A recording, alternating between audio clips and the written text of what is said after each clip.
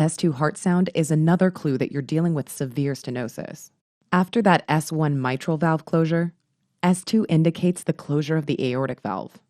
In severe aortic stenosis, that calcified stenotic valve just doesn't slam shut as vigorously as it used to. In this scene, diminished S2 is depicted by that frame sitting adjacent to young Cinderella up on the mantle. What? She has a twin sister? Who's a princess? The evil stepmom will have none of that, of course, and has tried to hide all evidence of Cinderella's twin. Diminished twin sister to represent a diminished S2. Okay, at this point, I bet you think we're done talking about the murmur. But I just want to quickly mention how we can augment the murmur with a few maneuvers. To increase the intensity of the murmur, ask your patient to squat from standing. This increases preload, increases stroke volume, and therefore increases the amount of blood shooting across that stenotic valve. So as Cinderella sobs out that murmur, she squats as well. To decrease the murmur, do the opposite. You've got to decrease preload. And this involves something like standing from sitting or the Valsalva maneuver to decrease venous return. Or increase afterload with a hand grip maneuver. This will decrease flow across the stenotic valve. See? Her little friend here is standing, gripping, and doing that Valsalva. And just a tiny squeak. One last thing. See those crushed tomatoes? The high pressure and jet stream effects of aortic stenosis can wreak havoc on the red blood cells that pass through. So watch out for hemolytic anemia. You might even see some schistocytes on the blood smear. This is one of the indications for aortic valve replacement. All right, it's time to introduce Cinderella's stepsister, who's preparing for the big night with the prince. She's got that aortic hat on, her favorite dress, and she powers down one last cup of milk, just for good measure. In case it's not plainly obvious, she's going to embody all that is aortic regurgitation, when an incompetent aortic valve is causing blood to dump back into the chamber after each contraction. In the developing world, the most common cause of aortic insufficiency leading to aortic regurgitation is rheumatic heart disease, embodied, as always, by that flaky and delicious rhubarb pie. No, Cinderella, no, that's not for you. Dessert is for real princesses. Think back to our rheumatic fever bakery sketch, where we learned how a group A strep infection can cause your own immune system to attack the heart. Though the mitral valve is classically involved, in about 25% of patients, the aorta will also be affected. This can lead to both aortic stenosis and aortic regurg, the two main players of this sketch. Remember, rheumatic heart disease is a disorder that largely affects those from developing countries or areas of economic disadvantage. In developed regions, such as North America and Europe, one of the most common causes of aortic regurgitation is calcific valve disease. You remember dystrophic calcification, right? Well, we're bringing it back, as evidenced by the gratuitous amount of calcified milk spillage. It's the same process that occurs in aortic stenosis. This time, however, that calcified valve doesn't close properly, allowing blood to leak back into the ventricle. Aortic regurgitation is also commonly caused by certain pathologies that lead to enlargement of the aortic root. See how the stepsister's aortic hat is getting pulled open at the base like that? Dilated around her thick head? This, of course, is just a premonition of something else not fitting later on in the story, if you're picking up on my dramatic irony right now. Anyways, the aortic root is the most proximal section of the ascending aorta, right as it takes off from the aortic valve. When it dilates, it can stretch the aortic valve along with it, leading to regurg. Numerous etiologies can lead to abnormal dilation like this, and we'll illustrate a few of them behind her. Recall from way back in Sketchy Micro that tertiary syphilis can hit the cardiovascular system. This can lead to a dilated calcified aorta and that classic tree bark appearance on histology. Also, we made that aortic root there look really hot and dilated and inflamed to remind you of systemic rheumatic diseases that cause large artery inflammation, such as Takayasu and giant cell arteritis. Interestingly, ankylosing spondylitis, that rheumatic disorder that causes a fused bamboo spine, can also cause sclerosis of the aortic root, leading to regurg. And don't forget the collagen vascular disorders, such as Marfan and Ehlers-Danlos syndromes, embodied by Marfan the Martian here. These disorders lead to abnormal connective tissue development in the aortic root. causing that thing to stretch and regurge like crazy. Our last example to illustrate involves direct damage to the valve instead of the aortic root. See that heart lantern up there? It's our recurring symbol for infective endocarditis. This disease is always depicted as a flame coming from within the heart.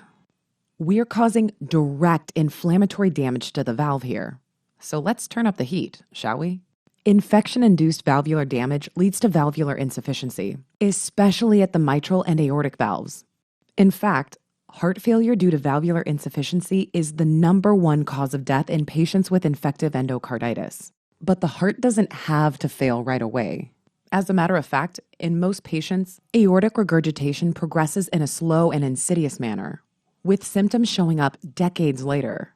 The heart tries to compensate, and it can actually do a pretty good job for a while. With all that blood regurgitating back into the left ventricle after each beat, there's an increase in end diastolic volume and pressure, leading to wall stress. The heart adapts via eccentric hypertrophy. Remember, that's when myocytes add in series, as depicted by the elongated myocyte sash on the stepsister's big, dilated dress. So, as you can see, the chamber dilates to accommodate all that extra blood. Not only that, those eccentrically hypertrophied myocytes help the heart preserve systolic function for a while. Nice. So, with all that extra volume sitting in the chamber, along with preserved systolic function, the heart is actually able to increase stroke volume and send all that extra regurgitated blood right back to where it came from. With the increase in stroke volume comes a subsequent increase in cardiac output, and with each forceful beat, the arteries are really feeling the pressure. Take a look at the other stepsister. So excited to go to the ball that she's jumping on the, "Aw, man, is that a waterbed? I always wanted one of those when I was growing up. So frickin' lucky." What I really want you to focus on is that bulge in the end of the mattress. Increased stroke volume leads to an increased systolic pressure reaching the arteries with each contraction. Notice that it bulges down as well. That's to represent diastolic pressure actually lower than normal in between each beat because of all that blood regurging back into the ventricle. Overall, this fall in diastolic pressure combined with an increased systolic pressure means a widened pulse pressure, sometimes as much as 100 millimeters of mercury, which means you'll see blood pressure values like 160/60, for example. With a pulse pressure that high, you can actually see it on physical exam. A Corrigan or water hammer pulse is caused by the rapid filling and then collapse of blood vessels as the heart ejects a massive amount of blood that immediately regurges back to the chamber. Just think of hammering down on that waterbed. So lucky. With such massive bursts of blood flow, patients with aortic regurg will sometimes have a characteristic head bob referred to as dumb you say sign, as depicted by the head bobbing on that doll with each bounce. Pulsations in capillaries of the lips or nail beds may also be present, referred to as a Quincke pulse. Again, it's all about that pulse pressure. Now everyone's favorite part, the murmur findings. The murmur in aortic regurg is an early diastolic murmur. It's described as a blowing decrescendo murmur best heard at the left sternal border in the 3rd or 4th intercostal space. Hear that? It's diastolic. Thus, it's heard right after S2. And at Sketchy, if something is diastolic, you know we'll sketch in those recurring diastolic diamonds. It's an early diastolic murmur because blood immediately dumps back through that incompetent aortic valve during diastole. And it's called a decrescendo murmur because of that noise it makes. Pew, pew, pew. We tried to convey that decrescendo shape in those murmur lines. But you can also imagine draining that bottle of milk there. A glug, glug, glug, decrescendo. Remember how dilated that left ventricle can get? Well, it's no surprise then that you might hear an S3 gallop right after that S2. This occurs when blood comes into contact with the blood left over in a dilated floppy ventricular wall. At Sketchy, S3 is embodied by an S3 slushy. All that blood just sloshing into that ventricle. Know what I mean? Well, that about does it. In aortic stenosis, listen for that systolic crescendo-decrescendo of tears, reverberating up those carotids. In regurg, an early diastolic decrescendo of milk. Stenosis of the valve causes pressure to build up in that left atrium, leading to AFib. And be careful, because a fixed cardiac output past that stenotic valve means that you can precipitate angina and syncope during times of exertion. In chronic regurg over on the right there, look for eccentric hypertrophy to increase the volume of that chamber and boost cardiac output to send all that regurgitated blood back toward the aorta where it belongs, also causing those characteristic pulse pressure physical exam findings in the process. Hey, this is only the beginning of the story, kids. Don't worry, just wait until that fairy godmother gets that wand going.